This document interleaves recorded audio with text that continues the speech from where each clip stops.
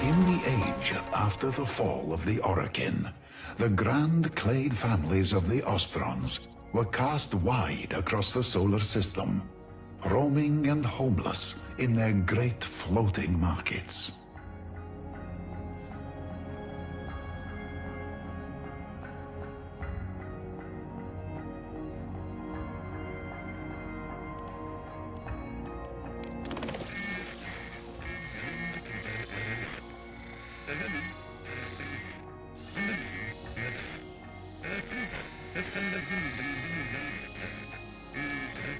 In this time, two young people were in love. The woman, Erfriha, and the man, Mirza.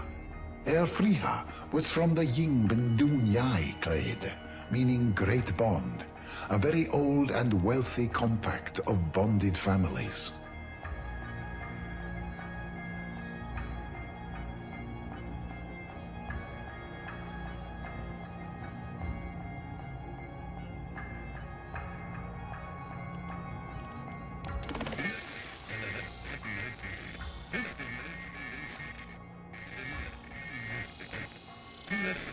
Mirza, however, had no clade, his family having been shattered by the Grineer many years before.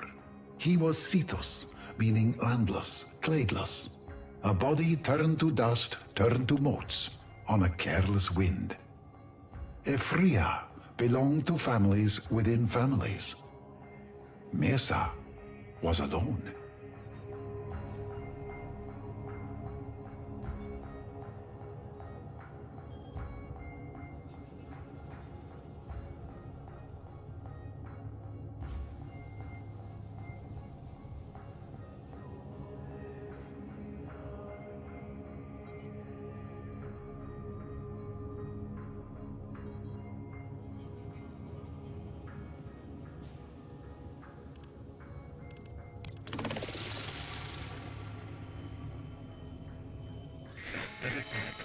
But to Efrihar, Mirza was a poet who had eyes to see the beauty of things and ears to hear the softly whispered language of the universe. I know a place, he said, where I may be homeless no more. I have heard a voice, and it leads me there. Come with me.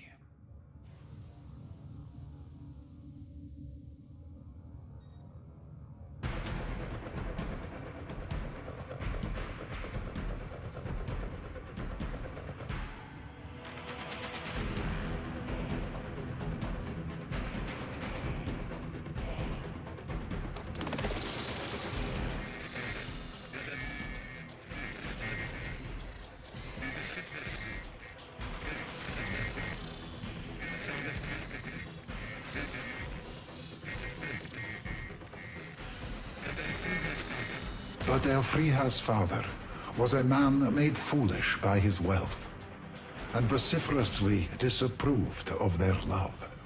Mirza was cast adrift from the floating market that was home to his one true love.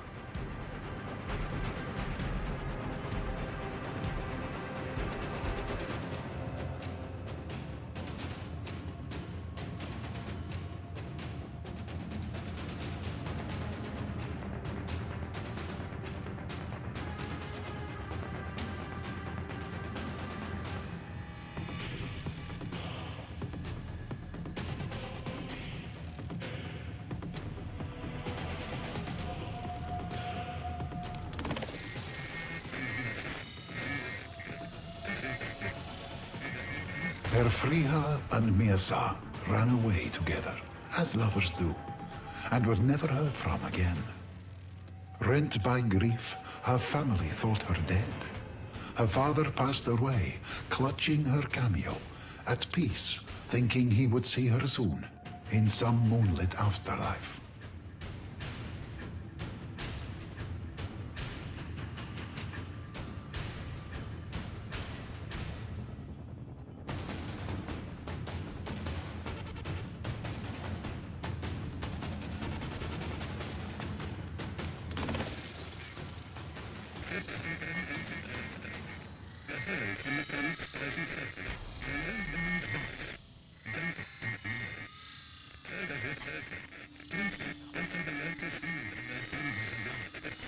Decades later, ships entering ancient Earth's orbit were hailed from the planet's poisoned surface by an old woman's voice, gentle and knowing. Traders would call for her, greet her, offer the latest news on their families and lives, but never did they learn anything of this woman, save that she had a husband and they were somehow happy living on the toxic skin of that hostile world. The old woman would always ask those travelers of news of the Yingbin Dunyai clade.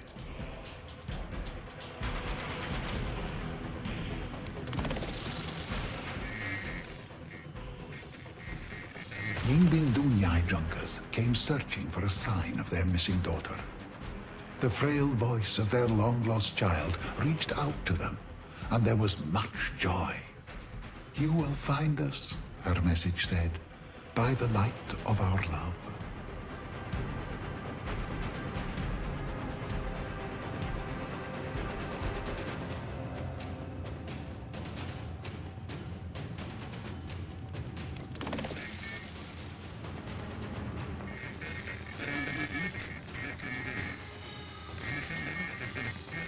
Efriha bade them make their home around a magnificent Orokin ruin, promising them that it would be a source of prosperity for generations to come. The Yingbin Dunyai arrived in their vast floating market. There, by a ragged coastline, winked a point of light. "Follow the brightness of the love between Mirza and I," said the message, "and be safe from all harm."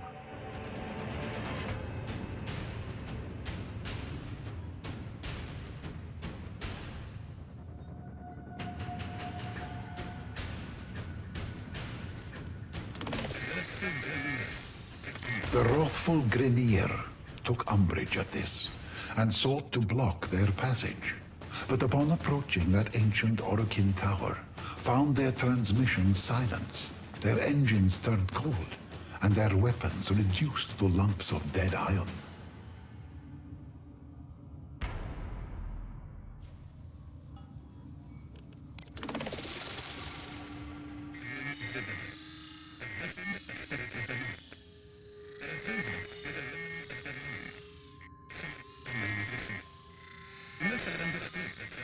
She was a being of the day, her husband a spirit of the night. Erfriha was a woman of the land, Mirza a man of the sea. Mirza understood the crushing weight of time in which air existed. In return, air gifted pieces of its ancient self to Mirza, old things shaped to near shapelessness by 1,000 years beneath the waves. Mirza was a man dedicated to finding the sacred in the forgotten, the neglected, and took wisdom from them.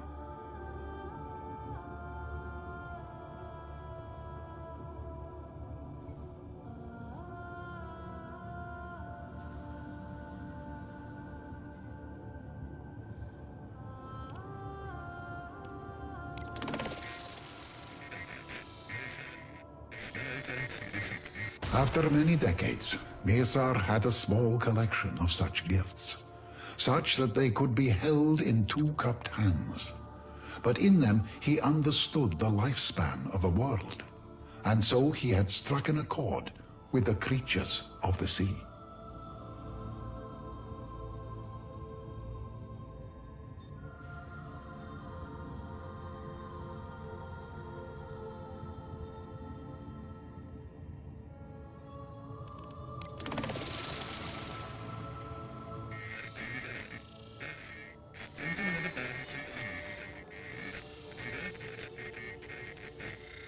For her part, in her times alone, Elfriha came to know the birds and animals of the plains, and likewise struck an accord with them.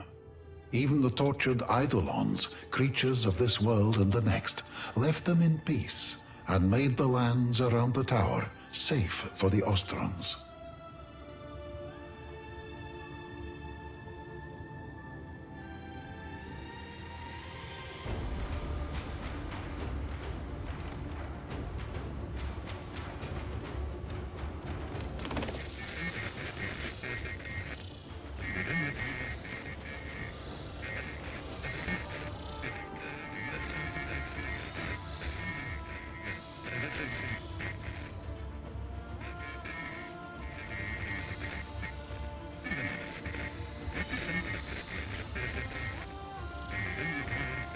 At the center of this place was the tower, and within the tower was the Unum, the voice, the force that had called Mirza and Elfriha there so many years ago for this exact purpose. But the Unum is a being for another time and another story.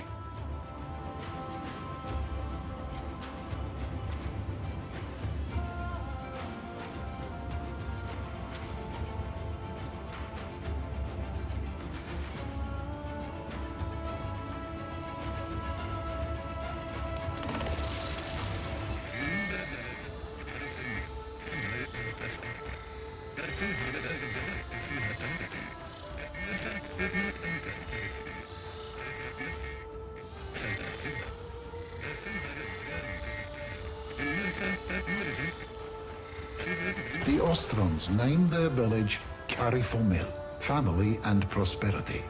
Elfriha was overjoyed to see her clade again, but Mirza would not enter Carifomil, for he had no family save Elfriha. Elfriha was drawn to her clade, and Mirza felt no resentment. She would one day return to them. Mirza had known it would be so.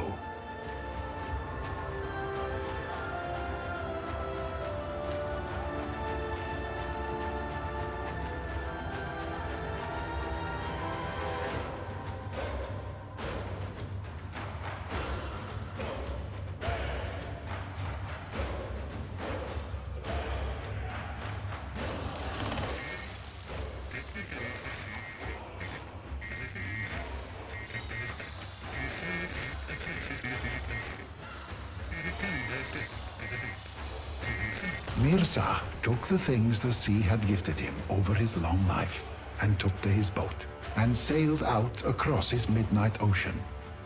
He returned those gifts to the deep and himself to them too. But this was no death into which Mirza stepped, for a world is made of cycles upon cycles. Mirza stepped into his midnight ocean, falling down into it. And the deeper he sank, the larger he became. This is how the oceans of came to be the home of the 1,000-year fish, legendary, vast, reclusive, the rare sight of which changes men. One of the great ancient spirits of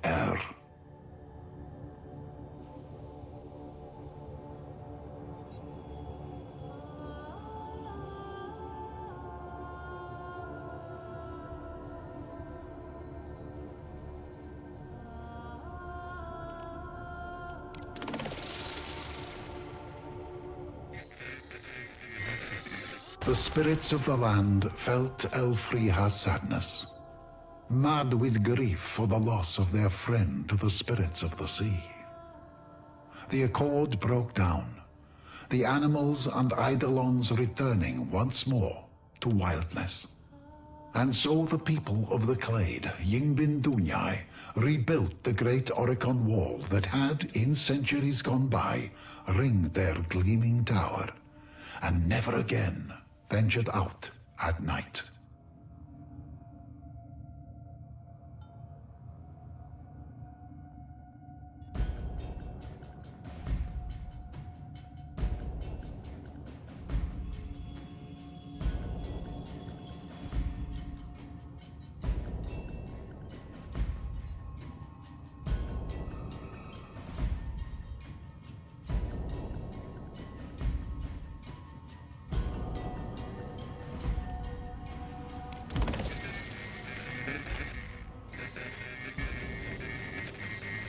The villagers decided as one that their home would no longer be known as Carifamil, family and prosperity.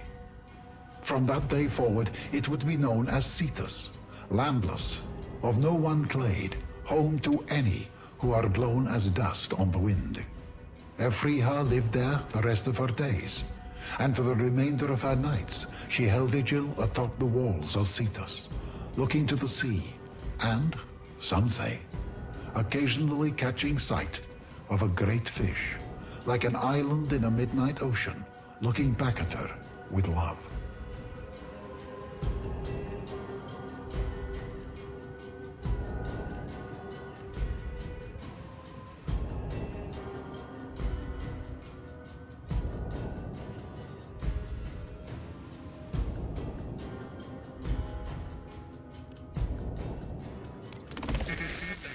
It is said that Mirza continued to watch over the deep, as he had always done, and Elfriha the land.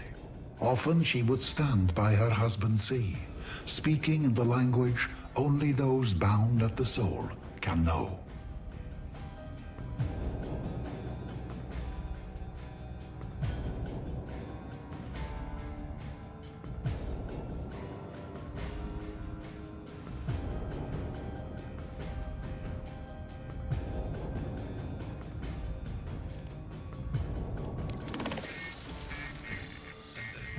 When the day came and Elfriha passed from the world, her family buried her on the land.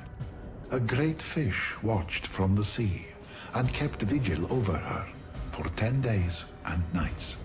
When it sank beneath the waves, it was never seen again.